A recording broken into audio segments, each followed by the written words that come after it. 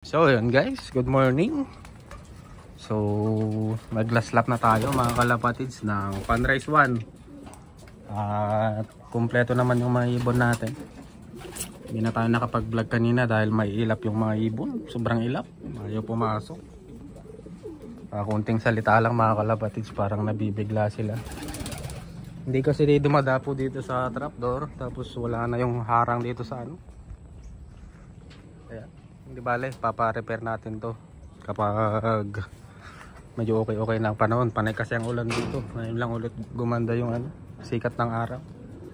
Pa-repair natin tong trapdoor, tapos yung sa taas. Yung sa taas niya nandito pa naman. Ayan, nalaglag ng bagyo. Tapos nagka-problema din tayo mga kalapatids. Nakawala yung isang Taiwan ni Master Rene Boy. So hinugot ko yung isa.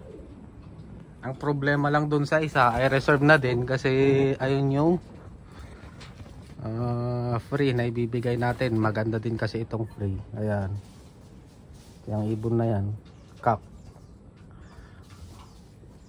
Yun na lang problemahin natin. So pinadala ko na kasi kahapon yung ibon ni Master Rene Boy. Pinalit na. Nakawala yung blue bar mga kalapatids. Itong blue bar na to, ayan yung hen, nakawala.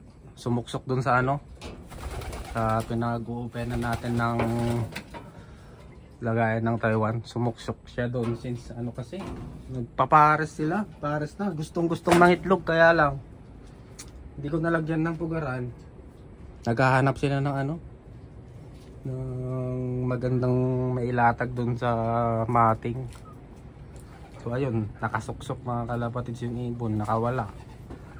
Ito na lang. Papadispensa na lang muna tayo dito sa ano. Sa bagay tropa naman yon, matagal namang ano, matagal na kaming nag-uusap. Taga Ilocos din yung nakakuha. Desisyonan ko na lang kasi sana free shipping ko to kasama yung blue check na Taiwan na babae. Ang problema nakawala naman yun. Mahal din ang shipping mga kalapatids. So tingnan na lang natin kung ano ang pwedeng may solusyon dito. First time nating ano, may nakawalang Taiwan. Yun talaga pinilit na ano, pinilit ko mawala kasi naghahanap siguro ng ano, pwedeng ililatag dun sa mating yung mga dahon-dahon. So ayan, pakiusapan na lang natin si Master. Nakalimutan ko na yung pangalan. Ano kasi tayo dito sa mga ibon natin, sumbulpot sila bigla. Ang dami nila mga kalapatids, kaya lang ayaw pumasok talaga. Naiilap, ayaw pumasok agad. So kompleto naman tayo sa sinali natin sa fundraise. I-upload na lang natin mamaya. Hintayin muna natin yung overall results para maganda-ganda yung ipakita ko sa inyo overall ranking. Ayan mga kalapatids, nag-update lang tayo. And sa isla naman, about sa Taiwan, regarding sa Taiwan, meron na tayong dalawa na stock. So hindi naman pwede na may padala agad yung dalawa kasi lugi pa sa shipping. So kunin muna natin hanggang 10. Minimum tayo ng 10. Ganon din siguro ang balak ng supplier natin. Tsaka niya ipadala yung ibon, tsaka siya magpapadala. So, maganda-ganda naman ang Funrise 1 natin. Yun nga lang, may ilap tong mga ibon na to. May ilap. Ganyan talaga ang karera mga kalapatids. Part of the game, ika nga. So ayan, yan lang yung update natin. Sa mga nagtatanong mga kalapatids, meron tayong stock, kaya lang dalawa pa lang, hindi may padala. So bago tayo sa race, sana sa medyo mas malayo na nabitaw, magtino na itong mga ibon na to, mga sira ulo na ibon.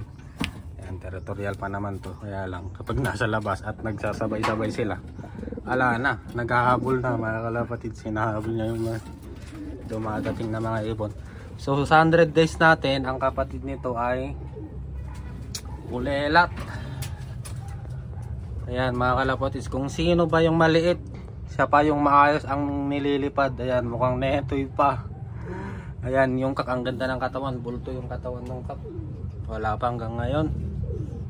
Pero yung mga entry natin ng mga ano, nasa mga fundraise natin, in-entry natin sa fundraise 1 ay kompleto na. Yan yung maibon natin.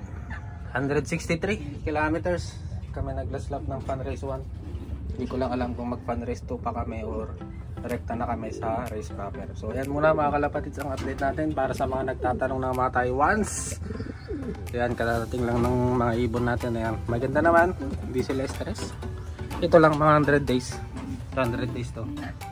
Ayan lang, medyo napagod. Pero ito yung first clacker kasi natin. Ayan. So yung iba okay naman. Ito, maganda ng ano, condition nila, parang hindi sila lumito.